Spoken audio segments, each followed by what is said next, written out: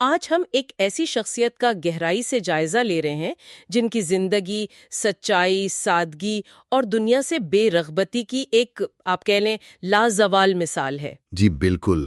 ایک ایسے صحابی جن کے بارے میں نبی کریم صلی اللہ علیہ وآلہ وسلم نے فرمایا کہ آسمان کے نیچے اور زمین کے اوپر ان سے زیادہ سچا کوئی نہیں۔ حضرت ابو ذر غفاری رضی اللہ عنہ، ان کا زہد وہ اتنا بلند تھا کہ نبی کریم صلی اللہ علیہ وآلہ وسلم نے انہیں اپنی امت میں حضرت عیسیٰ علیہ السلام کی مثال قرار دیا۔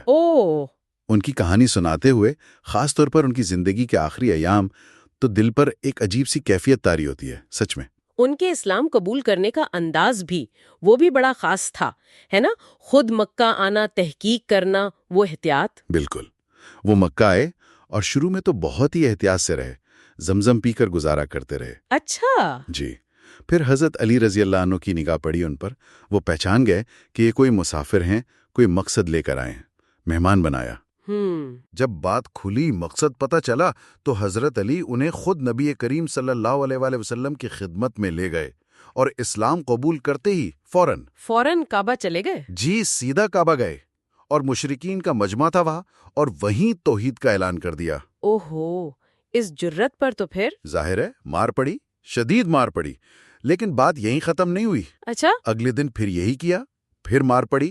اس بار حضرت عباس رضی اللہ عنہ نے چھڑایا، جو اس وقت تک خود مسلمان نہیں ہوئے تھے۔ کمال ہے، یعنی شروع سے ہی یہ وعدے تھا کہ حق جاننے کے بعد کوئی مصلحت، کوئی ڈر نہیں رکھنا۔ بالکل، ان کے کردار کی پختگی، ایمان کی مضبوطی، وہ شروع سے ہی عیاں تھی۔ اور ان کی زندگی کا جو مرکزی نقطہ رہا، وہ تو ان کا زہد ہی تھا، دنیا سے مکمل بے نیازی۔ جی، اصل میں نبی کریم صلی اللہ علیہ وسلم کی صحبت نے، ان کی تعلیمات نے ان پر بہت گہرا اثر ڈالا تھا۔ وہ خود وہ حدیث بیان کرتے ہیں نا، صحیح بخاری کی، احد پہاڑ والی۔ ہاں جی، وہی کہ نبی کریم صلی اللہ علیہ وسلم نے احد پہاڑ کی طرف اشارہ کیا اور فرمایا کہ اگر یہ سارا سونے کا بن جائے تو میں یہ پسند نہیں کروں گا کہ شام ہو اور اس میں سے 1 دینار بھی میرے پاس بچے۔ اللہ اکبر۔ تو ابو ذر غفاری رضی اللہ عنہ اسی تعلیم کا آپ سمجھے چلتا پھرتا نمونہ تھے۔ اور شاید یہی سوچ تھی جو شام میں ان کے اور حضرت معاویہ رضی اللہ عنہ کے درمیان اختلاف کا باعث بنی۔ جی، بنیادی طور پر اختلاف قرآن کی ایک آیت کی تشریح پر تھا، سورہ توبہ کی وہ آیات جو مال جمع کرنے والوں کے بارے میں ہیں۔ ہاں، حضرت ابو ذر کا خیال تھا کہ یہ حکم عام ہے، خاص طور پر ان مسلمانوں کے لیے جنہوں نے نبی صلی اللہ علیہ وسلم کا زمانہ پایا، کہ ضرورت سے زائد مال جمع نہ کریں، جبکہ حضرت معاویہ اور دیگر کا موقف تھا کہ یہ خاص طور پر اہل کتاب کے بارے میں ہے۔ تو یہ ایک اصولی اختلاف تھا۔ اچھا، یعنی دولت کی تقسیم اور ضرورت سے زائد مال رکھنے پر۔ بالکل، اور یہ اختلاف پھر ظاہر ہے بڑھتا گیا۔ اتنا کہ حضرت عثمان رضی اللہ عنہ نے انہیں مدینہ واپس بلا لیا۔ جی، انہیں مدینہ بلا لیا گیا، مگر مدینہ آ کر بھی ان کا انداز تو وہی رہا۔ وہ لوگوں کو دنیا سے بے رغبتی کی تلقین کرتے تھے۔ لوگ ان کے گرد جمع ہونے لگے۔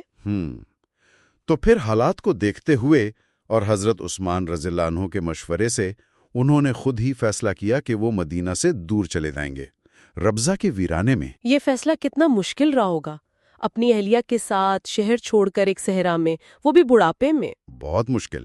آپ تصور کریں اس تنہائی کا، اس ویرانے کا۔ حضرت علی رضی اللہ عنہ انہیں کچھ دور تک چھوڑنے آئے تھے، ان کی آنکھوں میں آنسو تھے۔ وہ جانتے تھے کہ ابو ذر حق پر ہیں، مگر حالات کا تقاضا کچھ اور تھا۔ یہ تاریخ کے وہ لمحات ہیں جو واقعی دل کو پکڑ لیتے ہیں۔ اور پھر ان کی وفات بھی، وہ بھی اسی تنہائی میں ہوئی، بالکل ویسے جیسے نبی کریم صلی اللہ علیہ وآلہ وسلم نے پیشن گوئی کی تھی۔ غزوہ تبوک والا واقعہ یاد آتا ہے؟ جی، جب وہ پیچھے رہ گئے تھے، اونٹ سست تھا، اپنا سامان خود لاد کر اکیلے پیدل لشکر سے آ ملے۔ تب نبی کریم صلی اللہ علیہ وآلہ وسلم نے فرمایا تھا یہ اکیلا چل رہا ہے، اکیلا ہی مرے گا اور اکیلا ہی اٹھایا جائے گا۔ سبحان اللہ۔ اور ربضہ کے اسی ویرانے میں یہ پیش گوئی حرف بحرف پوری ہوئی۔ وفات کا وقت آیا تو پاس صرف اہلیہ تھیں، وہ پریشان تھیں کہ کفن دفن کیسے ہوگا، اس ویرانے میں کون آئے گا۔ لیکن پھر اللہ کا کرنا دیکھیں، عین اسی وقت وہاں سے قافلہ گزرا۔ جی، عبداللہ ابن مسعود رضی اللہ عنہ کا قافلہ۔ جب انہیں معلوم ہوا کہ یہ ابو ذر غفاری ہیں تو وہ دھاڑے مار کر رو پڑے۔ یقیناً نبی کریم صلی اللہ علیہ وسلم کی بات یاد آ گئی ہوگی۔ بالکل، انہیں فوراً وہ پیشن گوئی یاد آئی۔